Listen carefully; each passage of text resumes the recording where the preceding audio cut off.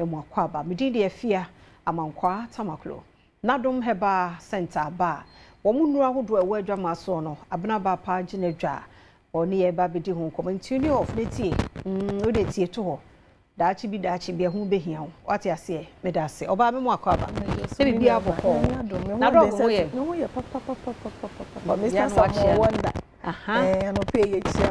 papa dan wa chia so de nim de ene ne nyansa Nyankopon de adom no de aye mbe kama wodi kan bibi o se Ghana for ya fire pomodin serious na won for pomodin serious dey be na fa serious eno na was of fa serious because o ko wo ba wo no me ni pida na betima break it down at any time enti se wa ma we ni anko na nyoma e wo se wo ye wanya sister bra wa so be ye shit opo ma na dream na ye ni sika o so na pa sika onensa bi ni sika di to kwadi eno kwa na odi and so also map pomodin hu because onye sika dama na so oni ahoden a na sika na wo brenya ye no mfa so be na aba so de ama minimo bi a wafiri mu ni sika point mi anya den anje ne nkwa enti no e was so bia make sure so na pomodin no e ho ehia because pomodin pa e na ma sit na pa Nadom Herbal Center ye ni use nafa X-vein mixture nafa X-vein capsules sanso na nafa lady clean and Nadom garlic bitters na garlic no se no amanfo abeti asema enya asem ketewa omo agya to mu boje me so se abna ade a Nadom garlic bitters no eye boa ye no my idea especially when I sha say yes no ebua siese ni pedua no moja ni tumi die furu sane yebu a no complain sabna first no na mensa na me na yi aye titiriti na me to ase no na hyehye me se atika no age ni pedua na boso mo age ni hwanje obi kakra na wa bre odidi na dua na begina ne bo obu ha ye kasa ya nwadua ne kontumi ndibi kelewele ye ontumi nwi bi ko hye achi ontumi because obi wi na anwana begina ne boso adenti na wo se eba ne sa odidi kakra bi pere we fu aye okutu and na ho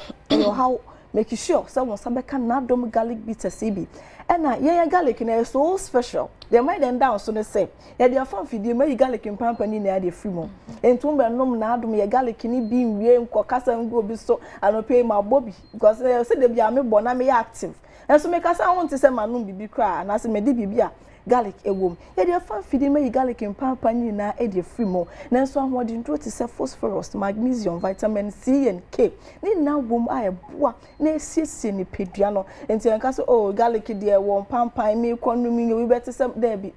ye garlic in pampani na e dey free mo eboa esiesie ni pedua no moja tumi dey free sane ye e bibi kakra na wabre make sure someone sabeka Nadom garlic bitters ni bi na mboa na esiesie ni pedua no won say immune system no ene kite ni pedua no e break it down yade bi e kwa eba be kra wakwa ni pedie ni pedan betuma break it down at any point in time and na how mani nyansa and na how mani do sa level nansa anopa ya otimi nken make sure someone sa ebeka Nadom garlic bitters bi enhwembo na nsiesie ni pedua no na chese bibia entumi entoto na akwa mu kama we waduro bi a wonom kra to mi san dem enom e de kan wo boa bo ni pedua no ho ban e boost immune system no also bo no ma sometimes enam kwan so bi ka na ni nda na kana break it down sa na ni pedua no so te wan fan services wan ko hospital na wan hwe enduro a wonom ne ade enduane a wudi wan hwe ni ya sana da wani nda no ebe break you down da wo meetings kasem da wo appointment bia bie kwam bia ma no na yare aka wo ato ho timisra make sure so beba apomode no ho ban Nadom garlic bitters ebe hwa aboa na siesie ni pedua no kama sanso na ye wona fa X-vein mixture ene ne capsules ene boa kutia infection ni na betu ase e de ama menua ba infection aja himfie ho no maboso wo so that meetings na to adwen na nsuo bi fra himfie ho ba nsuo na fie ho ba ne sabio de nkamboni bi enanam ubu nse wi a na eja won ka o meses na kwentumi mbasa na ese na efata o sha se ubu nsa na eba 7 days se no eso ate a day or two na twa eni asanso wa yetum na fa X-vein mixture na capsules no be hwa boa na eyisa ha no efi ho no mo e de yama sanso na e won na fa lady clean small but 90 we no jai back pocket scratch me de she o kwa na je na o de kwajo point wo ho no mo make sure so won sabe can be asawa e hye ho kama be kakra egu asawa na de ahya hemfi ho say enso abegu o say nsuo egu ebia wo wie na sababom infection krantu ma hemfi ho no mu ebie won saba ne sa make sure so won sabe can na lady clean no e be hwa aboa mo ho no machi amo be sensu dada mu say akwala mo no nte na lady clean na fa X-vein mixture and in the capsules nafa X-vein mixture and in the capsules bepebi na into infection asini na fi ho no mo emfa ema we nso mema no betuma no ba mesre mema no we nka mo de no ho mepa mo cho we nka ho we ye ma no 3 combo we ye for ma no but mema no de 2 we pe na mo be no betume de eye mixture no anom capsules na say anywhere abenum na wo be feel comfortable bia no say we treat infection and make sure so our partner so e be treat ne de nya sa e be kwa samba enkoda enti no treat a na our partner so e treat ne de na fa X-vein mixture and in the capsules munya be madwon so na wo te yawo ukojire fishe so okojun so abachi machi say ye den na dwon so no e ma be ban po akitwe bi na musanso be ma ne musanso e hyehyew enso begu be ma no ano utumi se first na hodin wom pa ba sese no ema ni musu a na asaje no infection age e obema no aboso ma sese ahya asese efon anu ni na ahya asese esesa kala ment na ho na enye hwe han make sure so won sa be kanafa X-vein mixture ne capsules ne bi na hwe mbo na yi sa ha ni na fi ho emfa ma na wo gina ho na asese be ma akra na da asai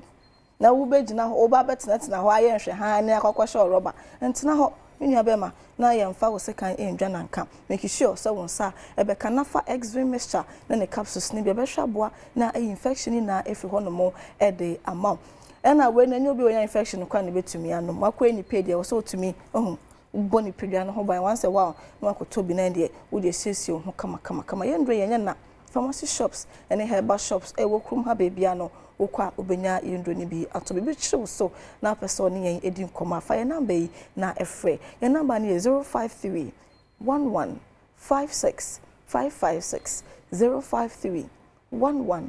56 556 sense whether no aye bibie wo ho so no ati twan o se on tema ewia mmo nti ne musi panties ni underwear na mesre say monto so mfa mame because infection no so betumi anya free wo apart from so benya no wondem no na say washroom no say panties na sa na emunyu na sha betumi anya infection e dey free nti ne say musi na nwa bo homoden say obeto so na prevent sa ohaw ni na e dey amaye enya say bia to edro nti no e pese BBC na de bi we have your interest at heart. You join mo ho. Say betchem we say misa ubetumi prevent sa how ni na and even so we use washroom na man kwa titiri ubetumi de tissue ni bi afefa no now the tissue ni bi akata eye wa himfie wo se na nsuo no embo empeton because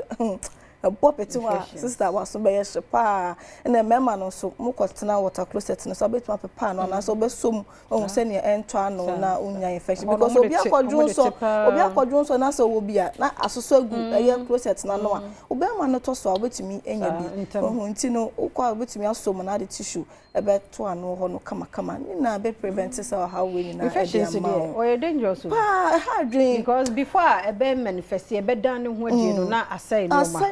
nti se no so wa hu ampa hu adro ni ade a ebe ha dwen obi okwa wo bi so ensha se dan ni wedi nti no fi so mi de me yo ehsha wo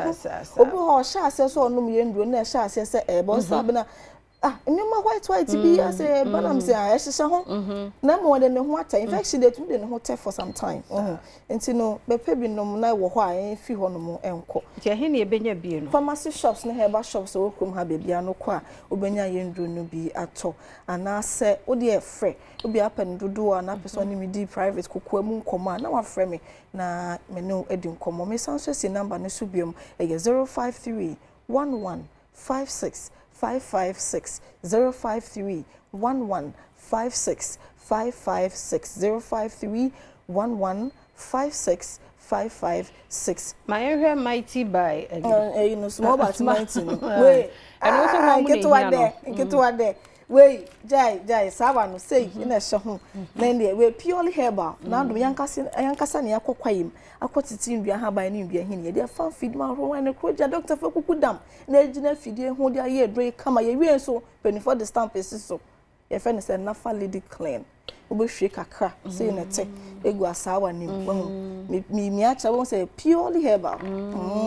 just haban na dey na bible cracker say ye ndi eduaba no ne yɛmfa ahaban no ɛnsa yɛ ho yare nti sei na te to be hwe kakra ba wo so no se ne bia na ada wase a ba wo so no kama sisi o fe kama say neti we pure haban pa na dia so we say ekoyen senkyere ne wa ahifie ho